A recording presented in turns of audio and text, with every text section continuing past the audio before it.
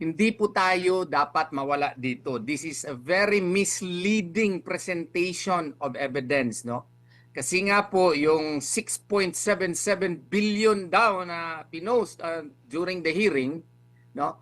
It was given the impression na yun na ang parang cash deposit ni VP Sara Duterte. Hindi po yun totoo, and that is very misleading, no? Kasi ito po, kaklaruhin ko lang, I'm not officially member of VP Sara Duterte's team, legal team, but of course, I am also a Filipino citizen and I am taxpayer, and as a law dean, I also have the obligation to inform the public, no, as to the matters that are being discussed in the House of Representatives, and especially insofar as the evidences are situated. Kaklaruhin ko lang, itong covered transaction reports po na sinasabi nila na ano daw, 6.7 billion, hindi po yung deposito. Ang ibig sabihin lamang po yun, ayun yung cash inflow, outflow, pati yung investment, pati yung mga other movements of the funds over a long period of time. Ang haba-haba nito, 2005 to 2006. This is for 21 years if I'm not mistaken. Ito yung mga total po ng mga transaction po doon po sa accounts na na-mention po doon sa hearing. Kaya nga po, very misleading po ito. Kasi nga po, maski anyone, no? Maski nga ako siguro, I am also a practicing lawyer, kung i-subject mo doon sa CTR, Covered Transaction Reports, at including the STR, Suspicious Transaction Report, siyempre ang dami-dami niya kasi yung ma-deposit, bibilangin. Kung i-withdraw mo, bibilangin. Kung i-invest mo, bibilangin. Kung yung 2 million mo lang, kunan mo ng 1 million, bibilangin yon. Tapos i-deposit mo naman yung 500,000, bibilangin mo yon. Kung same money mo, deposituan mo na naman ng 1 million, balik mo, bibilangin nyo. Kung i-invest mo yung pera mo, bibilangin pa rin yun. Lahat yun kinikwenta under the covered transaction report. Kasi yung covered transaction report, 500,000 or more, bibilangin yan whether it is a deposit or a withdrawal or investment, basta siya ay transaction. Yun po ang ibig sabihin yun. Yung suspicious transaction reports naman po, hindi po ibig sabihin na yan po ay ill-gotten wealth na mismo. Ilang beses na nangyari yan sa akin. Kunyari may kliyente ako na galing abroad, magdeposito more than 500,000 for instance, no? Siyempre, tatanungin nila sa akin, they would require more documentations from me. It is flagged as STR, but it does not mean that it is already ill-gotten. Magre-require lamang sila ng additional documentation sa akin. Kaya nga, ang sinasabi ko doon sa post, kasi ang daming kung makikinig ka doon sa sa mga mainstream media, parang binabanner ka agad nila that we have already proven the guilt of VP Sara Duterte. Sumasakit yung ulo ko. Yun bang 6.7 million na nire-report nung na mga transaction reports? Hindi maling-mali po yun, at saka napaka-malicious nun, at saka napaka-misleading po nun. Kasi nga po, in-explain ko na ng maigi doon po sa aking post. Lahat po ng transaction, basta covered more than 500,000, bibilangin yan maski na from the same source or from whatever source, no? Maski nga i-withdraw mo, i-invest mo, basta magdaan sa iyong sa iyong bank account, bibilangin 'yon. Ito 21 years 2005 o 2006 to 2025 ata ito. Ang lawak-lawak ng coverage nito, 630 nga lang yung covered transactions. Ang dapat nito, nag-focus doong time na si VP Sara Duterte ay Vice President na. Kung titingnan mo nung Vice President na si VP Sara Duterte, ang liit-liit lang ng mga transaksyon Wala talagang questionably doon. Kaya tayong mga mamamayan, hindi tayo magpapalinlang nito. Wala kasi silang ebidensya against kay VP Sara Duterte, maski ano-ano na lang ang ginagawa nila just to build a ghost of a case. Opo, Yun po. attorney, balikan ko lang po, no, ang role ng Kamara dito po sa impeachment. Kasi sinasabi sila yung magiging piskal, 'di ba? Kung may magrereklamo, dadaan muna sa kanila. Same din ba yung kanilang function sa piskal, sa regular More or na less. korte? Opo. Yes, more or less pare-pareho sila sa piskal. Kaya nga po, kaya nga ang piskalya naman pag anong ipafile doon sa na complaint, doon sila mag-concentrate. Kung anong mga i-attach, doon sila mag-concentrate. Kung may mga hindi klaro, doon sa in-state doon sa complaint, pwede sila magpatawag ng clarificatory hearing. Oo, para ma-clear out yung mga hindi klaro masyado na na-state sa complaint pero kinakailangan na na-state sa complaint. Ang problema dito sa ating impeachment complaint, like for example, iklaro ko na masyado si Senator Trillanes. Alam nyo ba na si Senator Trillanes nakasaad lang sa third impeachment complaint ni Father Sabalya? Footnote lang 98 under paragraph 110. Ano pang naka-footnote sa kanya? Ang naka-footnote sa kanya ay according to him daw based on newspaper reports, ito daw yung mga ill-gotten wealth daw or mga questionable transactions daw ni Tatay Digong at ni Sara Duterte. Maling-mali yun na magiging basis po for a subpoena. Bakit po maling-mali yun?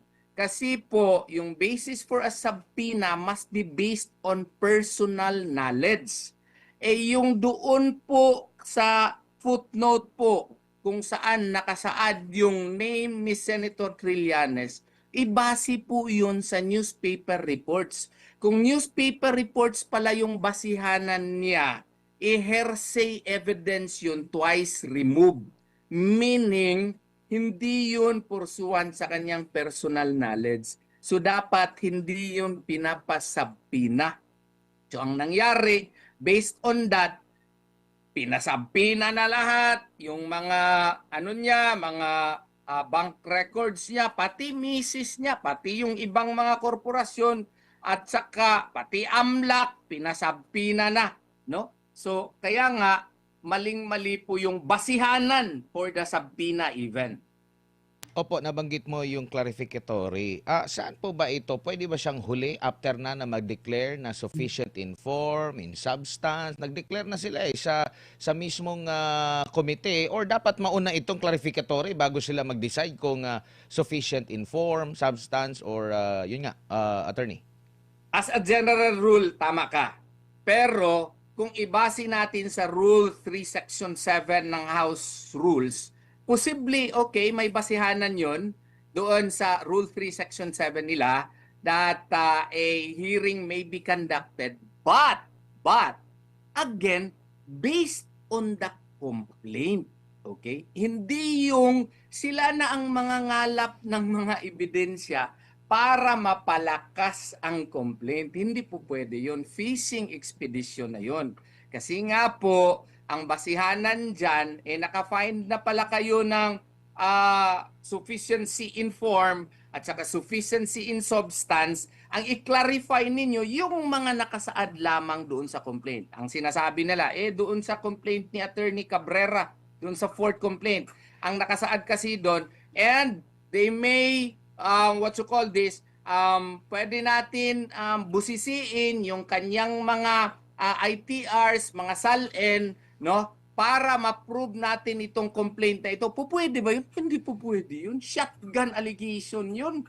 Hindi po pwede. So, ang ibig sabihin nun, ginagawa mo na ngayon ang Committee on Justice na magiging investigator mo, na magiging evidence gatherer mo para mapalakas mo yung complaint. Hindi po pwede yun. Fishing expedition yun. You have to state with specificity at the very least so that you can come up with an allegation with containing ultimate facts which would indicate that you have charged the offense of graft and corruption, culpable violation of the 1987 Constitution, bribery, other high crimes, and such.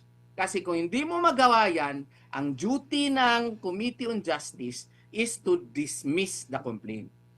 Opo.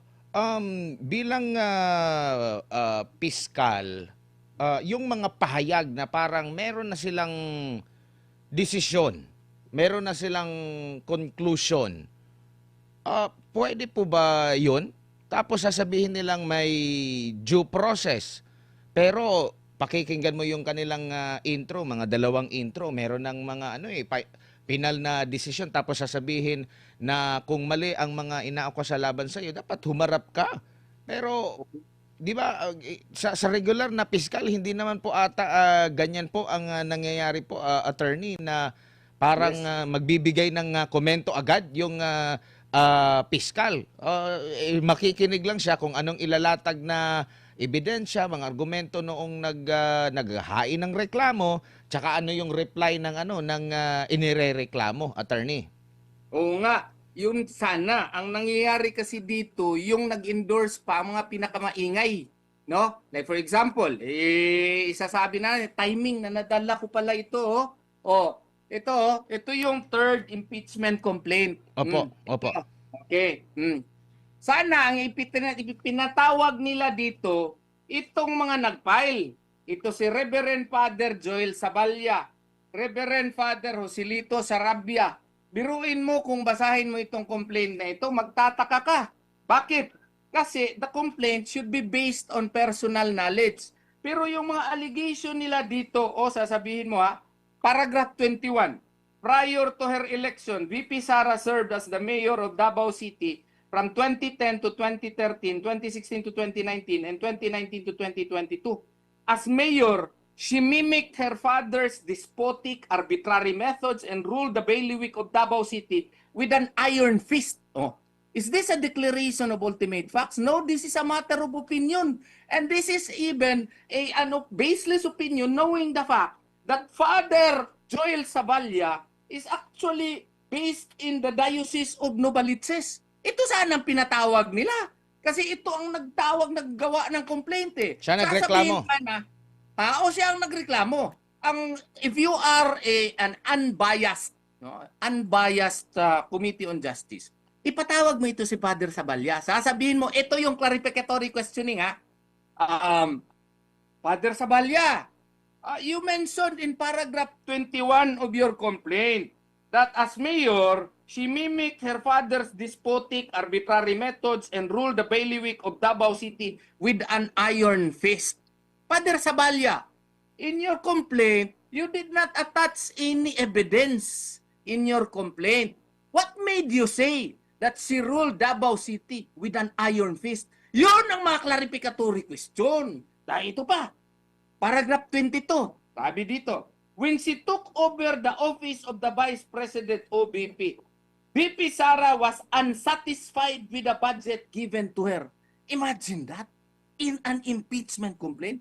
Kung ikaw ay tarong, kung ikaw ay tamang-tama, unbiased, and competent hearing officer, sasabihin mo dito, i-clarify, patawag mo siya dito sa hearing. Father Saballa, you said that when she took over the office of Vice President, VP Sara was unsatisfied with the budget given to her. Can you please tell me, were you working in the office of the Vice President? Di ba? Paano niya masabi ito, pari siya sa Novaliches? How did you know that she was unsatisfied with the budget given to her? Yan ang mga clarificatory question. May basis doon sa complaint. Hindi yung ipapatawag yung mga tao na wala naman, hindi naman nakasaad doon sa kanyang complaint. Kaya nga sinasabi namin, fishing expedition yung ginagawa nila. Attorney. Yun, kasi hindi na nakasaad sa complaint, yun pang tinatanong. Yun totoo na na-mention dito si yung kanilang star witness na preso preso ngayon, Anong pangalan ng star witness nila? Madriaga. Na oh, totoo na naka-mention dito.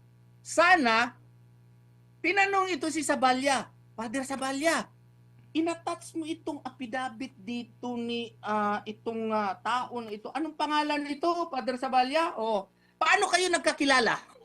Yun ang mga tanong. Paano kayo nagkakilala? Bakit ka nag-attach ng affidavit? Sinong nagbigay sa iyo ng affidavit nitong tao na ito? Kasi pare ka naman eh. Bakit ka may affidavit na ganito? Oo, yun ang mga tanong. Oo. Paano mo siya nakilala? Paano ito nabigay itong affidavit sa iyo? Oh, kasi in-include mo ito, so parang may personal knowledge ka nito. Matagal mo na ba siyang kakilala? Yun ang mga tanong. Ang nangyari, yung affidavit nitong tao na ito, hindi ko siya gustong pangalanan kasi baka sisikat siya lalo, wala namang kabuluhan yung mga testimonya niya. Ang ginawa pa, hindi doon sa original affidavit niya na naka-attach. Ang tinanong, yung supplemental affidavit, na hindi man lang binigyan ng kopya ang kampo ni VP Sara at hindi man lang yun na-explain dito sa impeachment complaint. Paano ka makatanong doon on clarificatory question? Anong i-clarify mo na hindi nga alam ng respondent yung supplemental affidavit niya? Kaya nga, grave abuse of discretion amounting to lack or excess of jurisdiction yun. Ang tawag namin yun, kabalbalad yun. It has no basis under the law whatsoever. It violates the basic dictates of fairness and due process. Opo. Yung mga nag-refer po ba ng mga kongresista, sila ba ay may pwedeng mangalap ng ebidensya or still or ano bang role nila maliban sa pag-refer? Supposedly, kung wala lang sana talaga itong, yung objective lang ba, yung nag-endorse na mga congressman, dapat nag-inhibit sila. I'm referring to Congresswoman De Lima. Dapat nag-inhibit siya. Yung endorser din ng fourth complaint, dapat nag-inhibit din yun kung membro siya ng Committee on Justice. Why?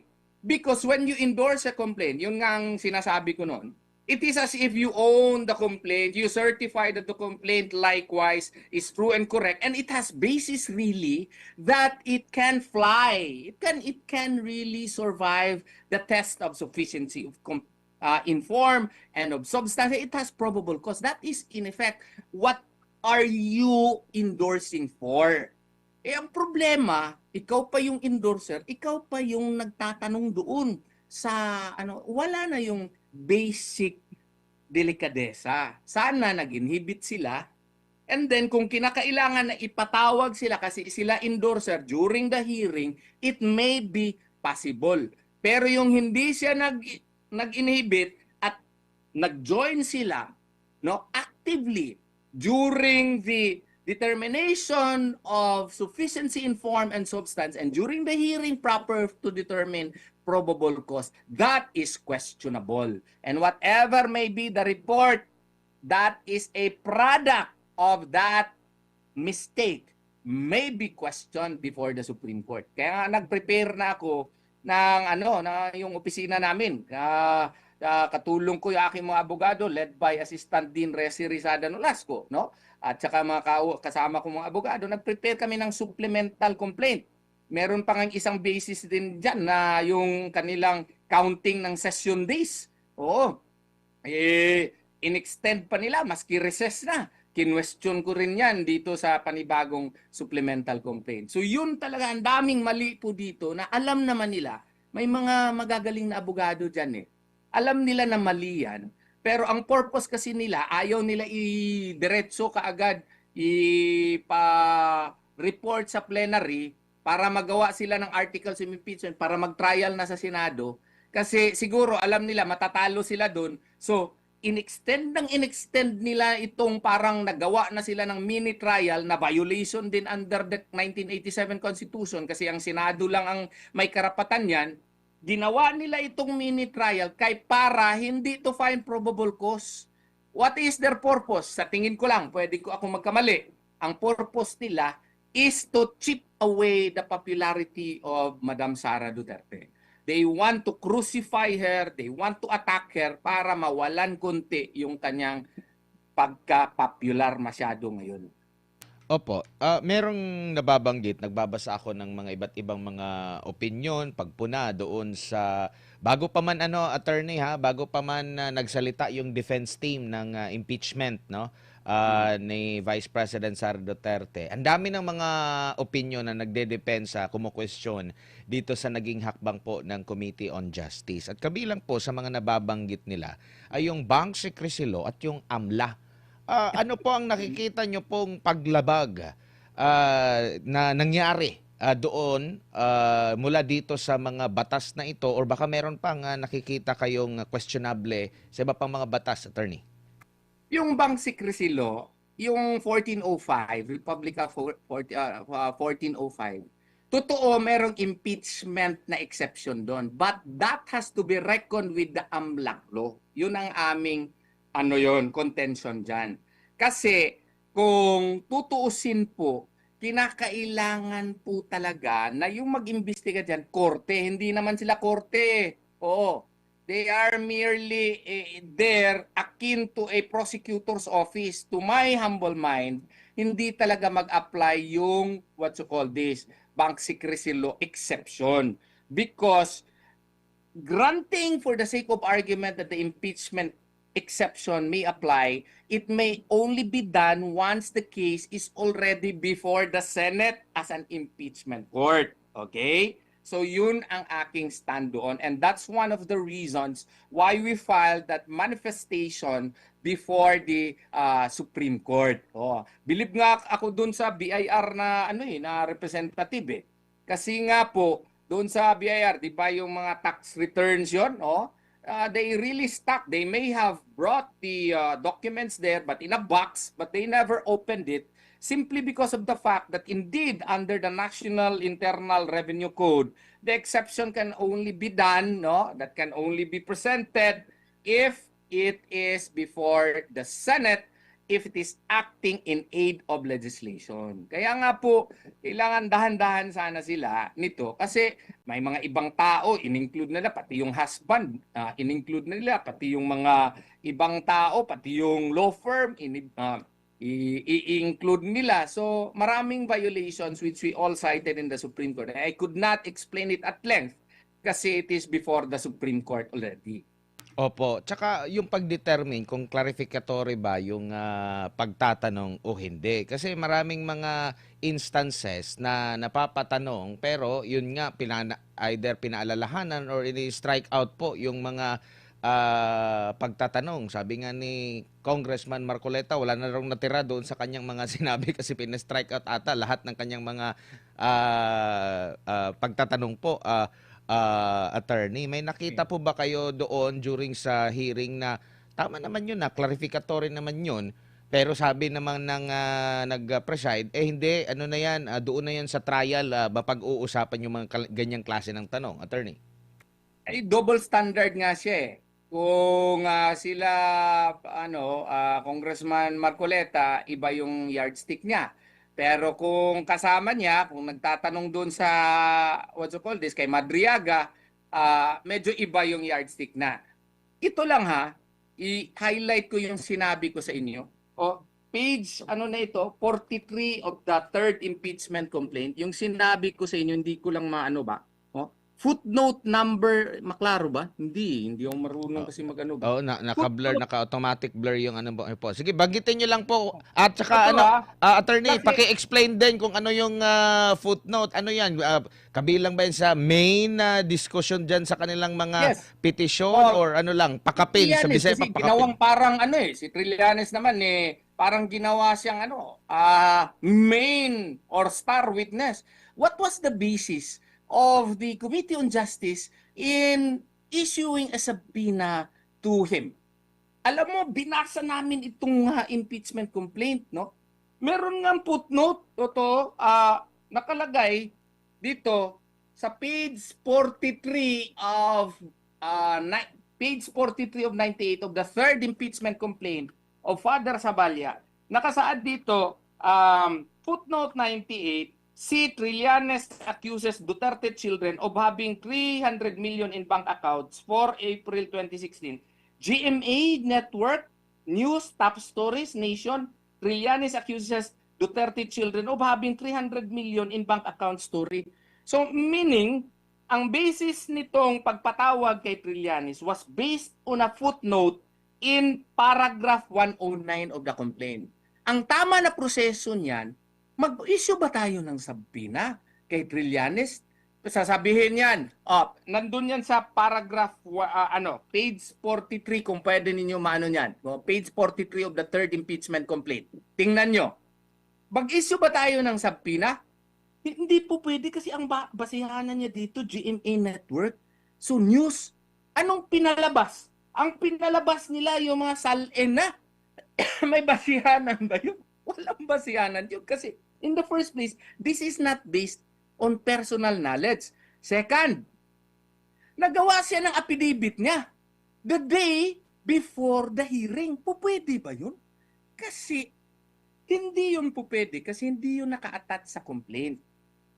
Hindi mo pa binigyan ng kopya yung respondent para at least days before the hearing, the respondent could have seen it or studied it so that it can or she can file a counter pleading to counter whatever new allegations that former Senator Trillanes may have made in his very new affidavit. The day before yung date nung yung kanyang affidavit So, anong ibig sabihin nun? Ang ibig sabihin nun, violation yun of due process. First, the issuance of a subpoena was wrongful. It was incorrect. It was illegal because it was not based on personal knowledge. What you call this, kung magpa-issue ka ng subpoena, ipasubpoena mo yung news item, gmanetwork.com. Bakit ka magpasubpoena ng ibang salin? Hindi naman yun na nakalagay dito sa paragraph 98 So, ang ibig sabihin niyan, if you go beyond the complaint, that's fishing expedition. Kaya nga, sinasabi niyan, fishing expedition talaga ito. Okay? So, yun ang mga punto po namin na kinaklaro ko lang masyado kasi sumusobra na talaga yung Committee on Justice. They go beyond the jurisdiction, they go beyond the authority given to them under the 1987 Constitution as well as their own rules of procedure. Opo. Marami po ang mga netizen na mga mapagmatsyag kasi yung treatment po, no, halimbawa doon sa mga nagiging resource person, witness, or yung mga nagbibigay ng mga alegasyon, halimbawa dito sa comparison nung tinaguri ang Brave 18 po, attorney, compare dito sa mga nabanggit mo nga na yung mga nagsalita doon sa Kamara, may mga bago lang doon, ilang araw, bago mismo ang pagdinig, pinagbigyan agad. Pero dito, binubusisi nila. At to the point na pati yung mismong sino ba yung tawag dito, nagnotaryo, pati yung nagwitness doon sa notaryo, kini-question po. Yun yung double standard na nakikita, attorney. Yun nga ang one of the grounds namin sa petition for certiorari because if you remember, there were also complaints filed against President Marcos, no, for impeachment.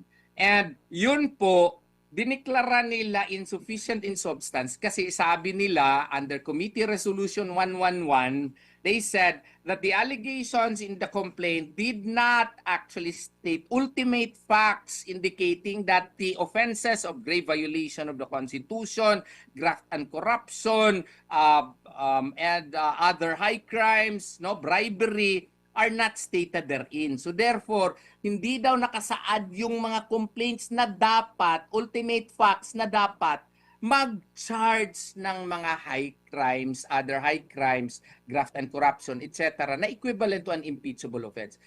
In-apply ba yun kay BP Sara? Hindi Kaya nga, ang sabi namin, kung in-apply ninyo yung standard na yun, very strict standard kay President Marcos, no? Pursuant to the Equal Protection Clause of the 1987 Constitution, that should have likewise been applied in the impeachment complaints filed against VP Sara Duterte. Yun nga doon din sa sa mga 18 soldiers Hindi man lang pinatawag.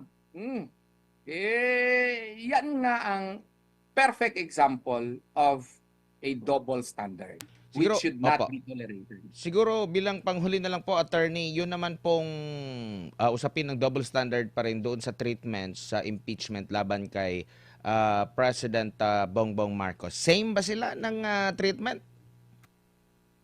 Yun nga ang ano parang hindi talaga same yung treatment kasi nga po doon kay Presidente Marcos ang kanilang determination of the ultimate facts no was actually applied correctly in the sense na totoo nga siguro baka nga na hindi yun nakasaad talaga ng mga necessary allegations na mag-qualify na bribery ngayon, nga graft and corruption ngayon.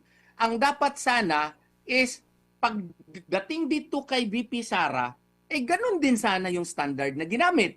Na yung mga allegations ba, mag-qualify ba as really graft and corruption? Yung mga findings ng COA, no?